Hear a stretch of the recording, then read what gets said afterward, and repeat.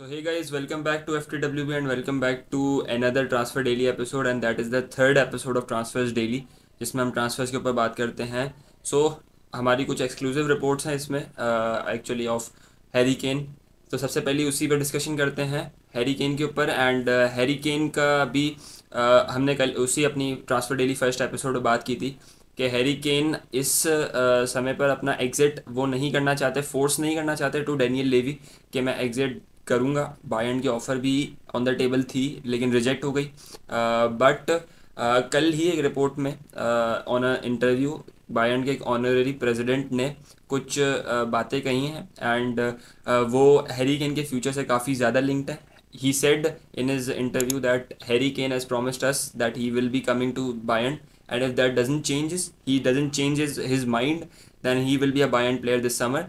And उन्होंने levy के ऊपर बात की. लेवी के ऊपर he said Levy is very clever as we all know this fact कि वो बहुत ही टाइम गेनिंग स्ट्रैटेजी वो करता है एंड ताकि वो पैसा जिसने ज़्यादा निकाल सके. And actually this would eventually be true कि ये डील अगर जाती भी है तो ये अगस्त तक ही जाएगी. एंड उससे पीछे तो नहीं आने वाली है डील, क्योंकि वो चाहेगा कि जितना ज़्यादा मैं टाइम गेन करूँ, बायर्न की उतनी नीड बढ़ेगी, बायर्न मुझे उतना पैसा फेंकेगी तो मैं हैरी केन को फिर जाने दूंगा पहले. एंड तो ये सब सिनेरियो बना. एंड उसके बाद उन्होंने ये कहा कि हैरी केन के जो इंटराज हैं they are very very good, they are very cooperative. His father, his brother, they are very sensible and they know what they want to do.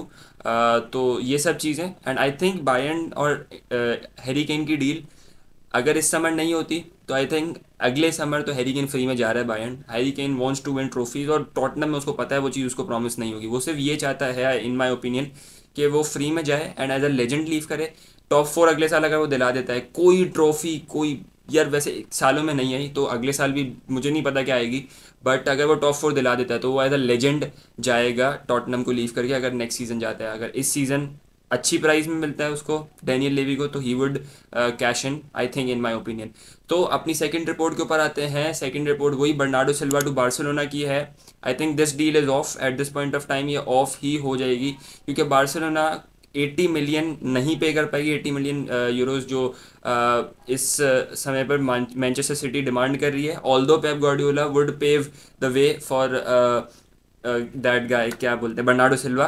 तो बर्नार्डो सिल्वा के लिए although he would eventually try to force a move कि अगर उसको जाना है तो वो जा सकता है, लेकिन Manchester city have clear this point कि 80 मिलियन से लेस कोई भी अमाउंट वो नहीं करेंगे. And loan offer is not agreed. Loan तो है ही नहीं किसी भी सूरत में. आप या तो पैसे दो या तो आप बर्नार्डो सिल्वा हमारे पास ही रहेगा और हम उसको कॉन्ट्रैक्ट एक्सटेंड करवा लेंगे नेक्स्ट सीज़न.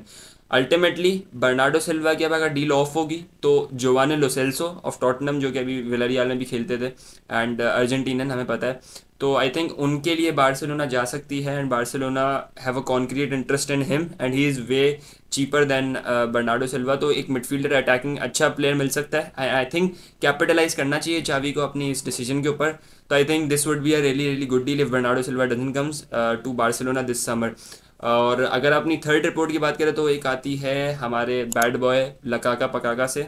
लकाका वो औरत है जो बोलते हैं ना कि वो लेडी है जो एक होती है कि ना घर की है ना घाट की है. वो एक से बैलेंस लोड कराती है तो दूसरे को झांसा देती है कि हाँ भाई तू बैलेंस लोड कर दे, ये कर दे, मुझे ये इतने पैसे दे दे, ये कर दे, वो कर दे. तो ऑब्वियसली उसका यही सिनेरियो चल रहा है. वो कहता है कि इंटर मेरा घर है एंड इवेंचुअली इंटर से उसकी डील ऑफ हो चुकी है. एंड जिसके लिए उसने इतने ट्वेल्डिंग की चेल्सी से अपना रिलेशन ख़राब किया पूरा, वही क्लब से उसकी डील ऑफ हो चुकी है इस समय पर. एंड वो खुद से ही चाहता था कि ये डील ऑफ हो.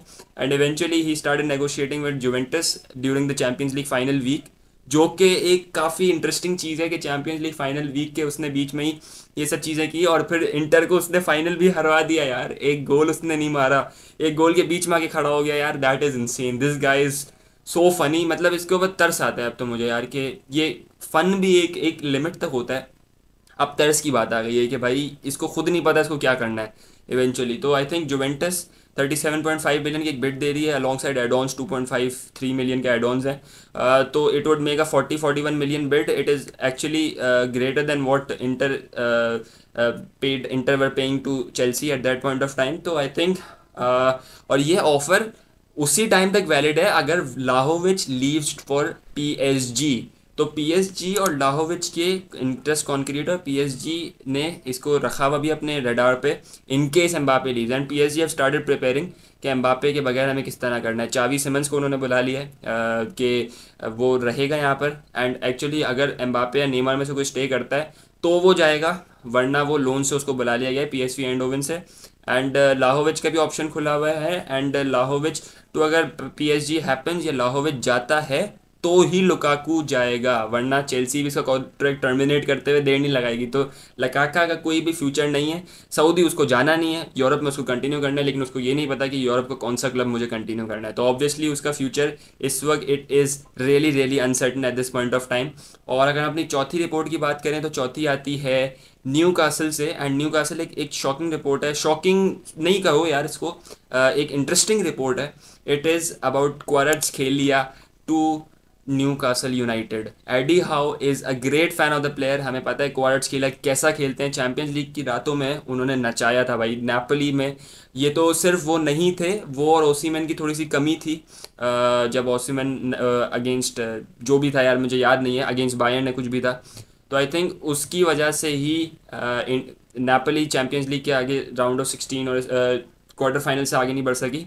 तो वरना आई थिंक बढ़ सकती थी और चैंपियंस लीग जीतने के भी बहुत करीब थी। तो I think Newcastle are trying to deal with Kvaratskhelia, और नेपोली इस डील को कम से कम में तो जाने नहीं देगी। It would be a 95 to 100 million deal, 80-85 million की बिड डालेंगे, बट वही नेगोशिएशन तो ऑब्वियसली होती है, और नेगोशिएशन हो के ये 95-100 मिलियन तक की बिड जा सकती है एंड डील बन सकती है। ये भी अगस्त से पहले की डील नहीं होगी, अगस्त में ही जाके ये ट्रांसफ़र एंडिंग डेज में प्रॉब्ली इसी तरह ये डील फाइनलाइज होगी। एंड आई थिंक अगर इंटरेस्ट कॉन्क्रीट है तो ये पैसा भी फेंकेंगे, सऊदी की क्लब है न्यूकासल, तो आई थिंक एडी हाउ को पूरा फ्रीडम है कि वो अच्छे प्लेयर अगर लाना चाहते हैं तो आई थिंक वो एक ही को लेके आएंगे। And actually Harvey Barnes Leicester City से जो आ रहे थे 50 to 60 मिलियन में, तो आई थिंक वो भी नहीं आएंगे, क्योंकि 150-160 मिलियन एक प्लेयर, दो प्लेयर्स के ऊपर वो नहीं खर्च करेंगे इतना। तो अभी उनको फाइनेंशियल फेयर प्ले और ये जो सब चीज़ें हैं उनको भी ध्यान में रखना पड़ेगा। तो let me know in the comment section, क्या Kvaratskhelia to Newcastle will be a good deal, considering कि यार प्रीमियर लीग है और उसको अच्छा एक्सपीरियंस मिलेगा, लेकिन 1 साल का एक्सपोजर हुआ है अभी, 1 साल उसने अभी सिर्फ नेपोली में गुजारा है, उससे पहले वो कोई बड़ी लीग में नहीं खेला था। Syria is much defensive league at this point of time. तो let me know in the comment section, and that's it for this video. I hope you enjoyed it, and if you enjoyed it, do like this video and do comments कि यार कैसी आपको लगी, and do share and subscribe भी कर देना।